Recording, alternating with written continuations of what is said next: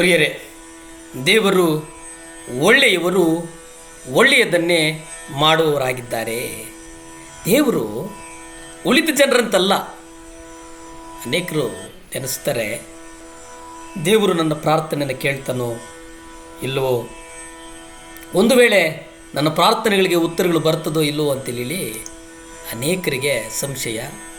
ಆದರೆ ಲೂಕಾ ಸುವಾರ್ತೆ 18ನೇ ಅಧ್ಯಾಯ 11ನ್ನು ನೀವು ನೋಡುವುದಾದರೆ, ಫರಿಸಾಯನು ನಿಂತುಕೊಂಡು ತನ್ನೊಳಗೆ ಹೀಗೆ ಪ್ರಾರ್ಥಿಸುತ್ತಾ, ದೇವರೇ, ಸುಲುಕೊಳ್ಳುವವರು, ಅನೀತಿವಂತರು, ವ್ಯಭಿಚಾರಿಗಳು ಆಗಿರುವ ಮಿಕ್ಕಾದವರಂತೆ ಇಲ್ಲವೇ ಈ ಸುಂಕದವನ ಹಾಗೆ ನಾನು ಅಲ್ಲ.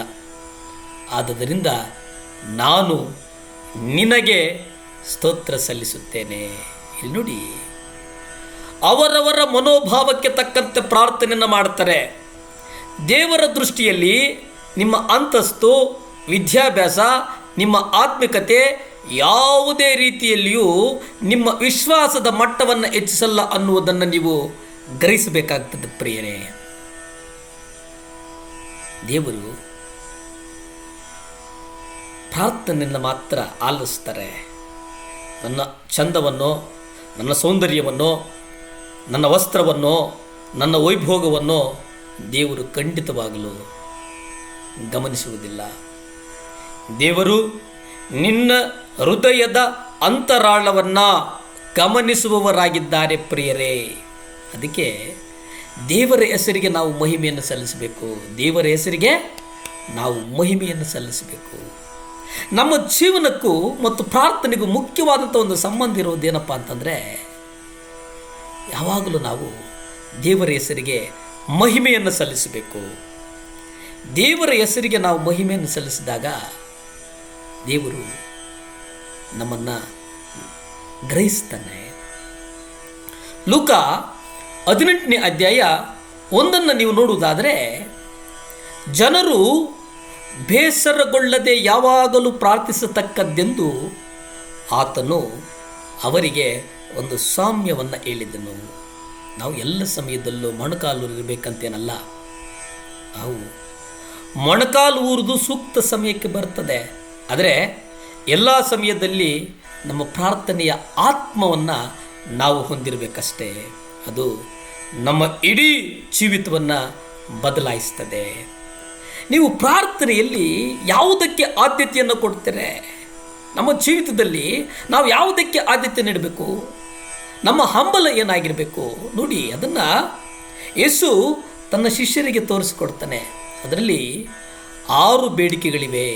ಅವುಗಳಲ್ಲಿ ಏನಪ್ಪ ಅಂತಂದರೆ, ಮೊದಲನೇದು, ನಿನ್ನ ನಾಮವು ಪರಿಶುದ್ಧವೆಂದೆನಿಸಲ್ಪಡಲಿ, ನಿನ್ನ ರಾಜ್ಯವು ಬರಲಿ, ನಿನ್ನ ಚಿತ್ತವು ಪರಲೋಕದಲ್ಲಿ ನೆರವೇರುವ ಪ್ರಕಾರ ಭೂಲೋಕದಲ್ಲಿಯೂ ನೆರವೇರಲಿ.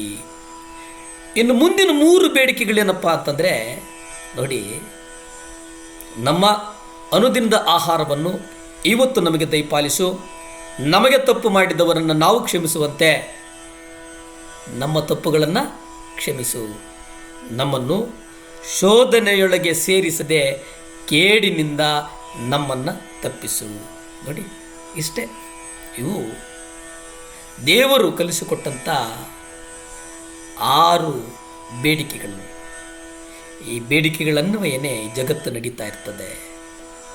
ಪ್ರಾರ್ಥನೆಗಳು ಮುಖ್ಯವಾಗಿ ಸ್ವಂತ ಸಮಸ್ಯೆಗಳಾಗಿರ್ತದೆ, ಆತ್ಮಿಕ ಸಮಸ್ಯೆಗಳಾಗಿರ್ತದೆ.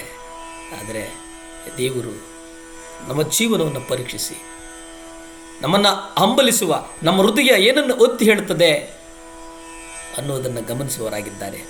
ಪ್ರಾರ್ಥನೆ ಮಾಡಿಕೊಳ್ಳೋಣವೇ. ಭೂಮಿ ಆಕಾಶಗಳನ್ನು ಉಂಟು ಮಾಡಿದಂಥ ಸರ್ವಶಕ್ತನಾದಂಥ ದೇವರೇ, ಕೋಟ್ಯಾನುಕೋಟಿ ಸ್ತೋತ್ರ ಸ್ವಾಮಿ.